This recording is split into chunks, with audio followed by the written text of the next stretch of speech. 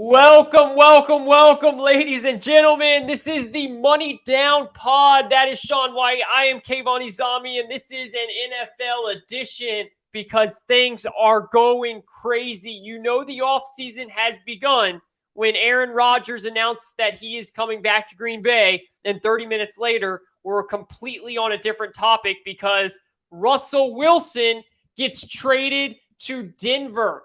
Denver fans, their emotions have to be up and down, and ending very, very up at the end of the day. What a day it is in the NFL. Shawn White at Dumpster Fire Fan, Kayvon Izami at Kayvon_sports. Thank you all for tuning into us today. We're going to break it all down here on this show. Let's have some fun. Shawn, how are you doing? Good. It's always a good day when the NFL just comes through with all this great news going on. We had like a 2-week lull, a little tiny period where we didn't have a lot of NFL stuff going on, but the combine happens and all these deals start coming in fast and furious. So, yeah, can't wait to talk about it. I mean, that Russell Wilson deal, what a crazy trade that went down there. That's something else. I mean, just nuts. And since you said it, let's get right into it, man. Like I said, I mean, you had Jerry Jeudy tweeting out sad face because he found out that Rodgers is going back to Green Bay. He's over here like, damn, another year of no quarterback. Then 30 minutes later, you have him tweeting out happy face. Like, that is what just went down. And to me, this is clearly something that has been talked about for a while between these two teams. I think there's no doubt that this took some time. I honestly think, and we'll get into more of it, but your thoughts, I think that this was Denver's first option. I think that they actually decided we want Russell. And I think they had a little bit of an inclination that Rodgers isn't going to come anyways, because I think Rodgers knew he was staying. He just didn't want to announce it yet. He wanted to make sure that some things happened, like Adams getting tagged, hopefully a deal happening and all that. So I think that Denver and Seattle have been working on this for a good while now. Yeah, I agree. I think the report was it's been 2 weeks, talked for 2 weeks about it, which would line up. I believe that too. That's right after Rodgers did his whole cleanse thing, like right around there. I think that's when the momentum story started coming out that, hey, he's going to stay with the Packers. So I think Denver probably shifted gears pretty quickly and was like, look, let's get the best quarterback we can get. And he's younger than Rodgers too, so I love the move. What they did as well, I honestly don't feel like they gave up a lot for him. Do you? I feel like that was a very, very good trade by the Broncos, in my opinion. So, Shelby Harris is a solid D tackle. I mean, he's good, really good D tackle. But I mean, you got the defensive line still, and you're getting a quarterback for it. Fant is a solid tight end, but let's be honest, Albert O behind him is just as big of a receiving threat, in my opinion. Great point. Drew Lock, you were going to get rid of him anyway. And then it's just the picks. I mean, it's 2 firsts, 2 seconds. So really, in that regard, I feel like they didn't trade that much for one of the top quarterbacks in the league, in my opinion. And Denver needed to do this. If you look at that division they play in, you can't have the 4th best quarterback in a murderer's row division like they have. That's the best division now because of how the balance of power switched. It was the NFC West, now it's the AFC West. That's the best division, in my opinion. You got to have a quarterback that can go toe-to-toe with Mahomes twice a year, with Herbert twice a year, go against the Raiders twice a year, with Derek Carr possibly getting an extension. It really makes sense, and they didn't have to give up any receivers for that. You can spread them wide with 4, and they still have Javonte Williams back there. All around great move for Denver. I think it makes them an instant contender, in my opinion, as long as Hackett can call offensive plays in a normal way, which I think he can. I think he can build an offense around Russell Wilson, and you have the veteran quarterback to help you out with that. We saw teams the last 2 years win Super Bowls with new quarterbacks coming into really good situations, really loaded rosters. And now we see another one this offseason, and Russell Wilson get traded over to one. So I wonder if he's going to be able to make a Super Bowl run in his first year, how we saw Stafford and Brady do it the last 2. That's what I'm going to be looking for next year. Yeah, so they gave up a lot, in my opinion, but you had to do it. You had to do it, and if you would have had to give up more, didn't matter. You would have had to give up more. They had to make this. Now, you're right. Albert O is good, but he's not Noah Fant. Noah Fant is a really good tight end, in my opinion. Shelby Harris is awesome. The picks, to me, are where it's like, it's actually not that much. I thought that they were going to give up 3 first rounds. So the fact that they got 2 and 2, to me, is better than what I thought they were going to have to do, which I thought was going to be 3 first and 1 second. But all in all, Denver had to make this move. There was no other way around it. They were not able to find quarterbacks in the draft. We've seen their history when it came to drafting quarterbacks in the draft. There wasn't one that they clearly loved this year either. They had to make this move, and I think Russell Wilson kind of wanted the move too. And I think Seattle feels a little bit of, I don't want to say relief, because losing Russell Wilson sucks. Like, you don't ever want to lose a player like that. But I think it got to a point where they were just done with it. And both sides were done with it. And I think they feel relief. And I think they're ready to start back over. And it will be interesting to see what they do. We hear a lot of reports about they love Malik Willis, all that stuff. We'll find out. But this was a move, like you said, and you're spot on, Denver had to do. They had to make this move. It was completely necessary for the division that they're in, for the conference that they're in, and for the talent that they have. That's the biggest thing here. Denver has so much talent on their team. And every single year that goes by and they don't have a quarterback, they're wasting Jerry Jeudy on his rookie year. They're wasting Tim Patrick. They're wasting the offensive line they have. They're wasting that secondary that they have, which is really good.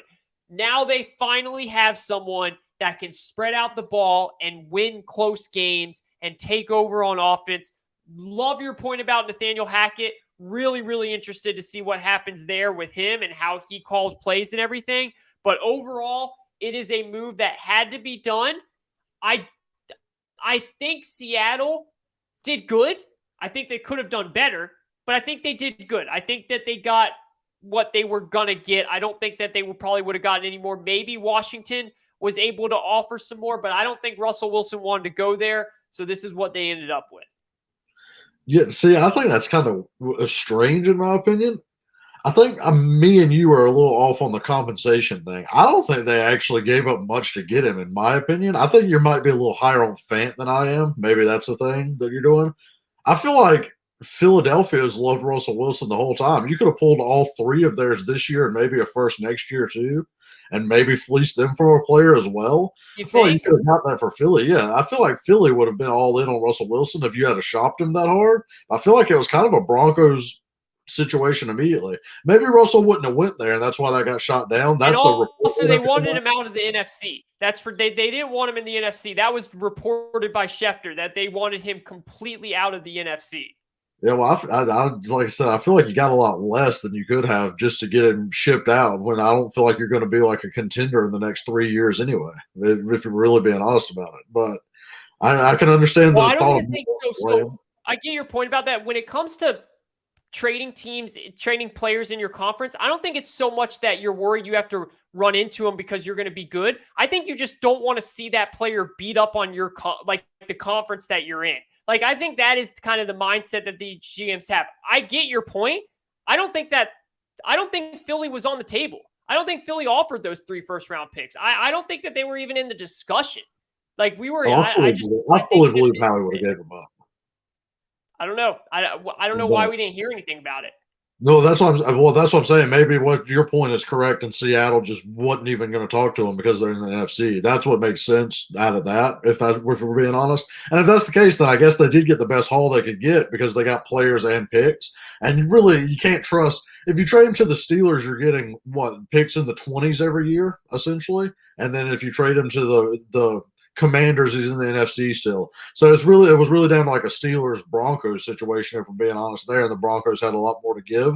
So if you look at it that way, then yeah, it's crazy to me that they got the best player in Seahawks franchise history for 2 first-rounders, 2 second-rounders, a tight end that I'm not as high on, but you are, and I mean, he's solid. He's a solid tight end with a lot of upside. And then a good D tackle. That's a weird trade for me. But, I mean, it worked out well for the Broncos. And if the Seahawks want to try to build, then that's what they're going to do. They've been a little iffy in the draft. We were talking about this. They've been terrible. No, don't even show me. They've been awful in the draft. I mean, questionable picks everywhere. I mean, even the year they took Russell Wilson, they had the Bruce Irvin pick in the first round. I mean, they had Rashad Penny a few years ago that, I mean, he played well at the end of the year, but good God, he's an injury waiting to happen most of the time. So, yeah, they're constantly questionable in the draft. Going to be really interesting to see what they do at the 9 there. But this Russell Wilson thing is the key point here. I mean, can the AFC get any more loaded with quarterbacks? Basically, all the great quarterbacks, other than maybe 2, 3, are in the AFC right Yeah, now. It's Deshaun can murderous. stay. Huh? What'd you say? Yeah, if Deshaun stays in the AFC, then it can get better. I mean, it's insane. Like it is. I think at this point, the Texans have to trade him to the NFC. I hope. I mean, I don't hope so, but unless it's coming to Atlanta. Let me say this real quick. About your point, because I'm not saying you're wrong on the compensation. Like I'm not. If I was a Seahawk fan, I would have wanted more. But I also don't think it was that egregious. I also, just looking at it from Seattle's perspective, they clearly are valuing this year's number 9 pick that they now have very, very high. I think that's the big thing in this. And whether we think that's smart or not, which I can tell you I don't think it's smart, and I think you would agree with. Actually, I know you would. What I believe is the Seahawks are looking at this number 9 pick, and they're valuing that more than 2 of Philly's first-round picks later in this year's draft, because maybe they love Willis so much, or maybe they love Pickett so much. That is what I'm assuming. Now, again, if that's smart or not, to me it's not, but I'm guessing that's what it is, because you've got to believe that they love something or someone at that number 9 pick where they're like, I'd much rather have this and see what happens with it. Yeah, I agree. That's probably got to be the thing. I guess the looking at that would be, at least you have the 9. Once you trade them, you're going to expect that it's in the 20s from then on, because you're going to expect that they're going to make the playoffs with Russell Wilson, or at least be the one fighting to get in. So you look at the 9, that's going to be your highest draft pick unless something catastrophic happens injury-wise to Russell. And that's kind of what they're looking at with that. It's kind of funny they just slot right in right before where they'd be picking if they'd have kept their pick without the Jamal Adams trade. They would have been drafted 10. Now they're drafted 9. So that's kind of funny how that worked out. But, yeah, the Russell Wilson thing, what do you think about my theory that, hey, these quarterbacks are moving and this is a ready-made team to win? Do you give them any shot at the Super Bowl next year? Because you got to look at it after the last 2 years as being a thing. Yeah, no doubt. Denver 1,000% should be in conversation for Super Bowl contender. The only issue is the division. It honestly feels, and to kind of reference, because I'm locked in March Madness basketball right now, it kind of has a Big 12 feel to me, where these Big 12 teams are just going to beat the hell out of each other during the regular season. That's what this feels like now in the NFC or AFC West. I mean, I'm not kidding, man. I wouldn't be shocked one bit if every team went 1-1 against each other. Every team won a game and lost a game to each one of them. So that's the one thing that worries me. When you're in a division like that, it's hard to expect that you're going to get a first-round bye. It's hard to expect that you might win the division. You might be playing for the wild card. So when you look at all that stuff, that's the one thing. But without a doubt, bro, they should. It would be a disappointment if they are not in contention at the end of the year, at least, in the playoffs, fighting to move on and all that stuff with this roster. The defense is amazing. The offense has some really fun weapons, Javonte Williams, to me, is a guy that I wanted so bad last year in the draft, and he looked so good towards the end of this year. He's going to be awesome pass catcher as a running back, and what he does on the ground too. And then now it all comes down to the coaching staff, which we got to figure out how that does. So yeah, I mean, when you look at this team on paper, bro, they're good. Oh yeah, Stack. They're a quarterback away, so they did what they needed to do to get him, like we were discussing. It's gonna be interesting to see that division. I'll tell you what. If any of these Charger fans were concerned about their coaching staff, about Staley being able to put them over the top with a quarterback, you're going to find out right here. Yeah. Because they struggled with the Raiders a little bit. Like the Raiders beat them to get in and everything that last game. Well, now you got the Raiders twice, and now you can't just beat up on the Broncos when you play them either, because you got Russell Wilson coming at you, and we already know how Mahomes goes at them too. So it's going to be interesting to see how the Chargers can react with Staley and everything. This is going to be kind of an arms race division now at this point, which is what we were actually seeing in the NFC West a little bit, where we saw the Rams constantly getting better and the 49ers with all of their premier talent. And then the Cardinals did a good job of really building their roster back up. And it was Seattle that kind of started lagging backwards and backwards, even though they had the best quarterback in that division. Well, now Russell has all the weapons around him like he would have if the team had been built around him like that. So we got a murderer's row of a division and a murderer's row of quarterbacks in a conference in the AFC. Those playoff matchups are going to be quarterback after quarterback going at each other. It's going to be something to watch next year. I can't wait to see it. It's going to be remarkable. It's going to be remarkable. And it really is just going to be a wild. And you're my guy. I feel bad for anybody that has a team in the AFC right now because it is going to be a shit show. Completely. Oh yeah, you want we already know. It's already put out there on Twitter. AFC South plays the West this year. Oh, they do? Yeah, they do. So it's going to be rough for the Jags, Texans, Colts, and Titans this year, playing all four of those teams in the AFC West. Going to be an interesting one going up against them. Just saying all those team names is wild.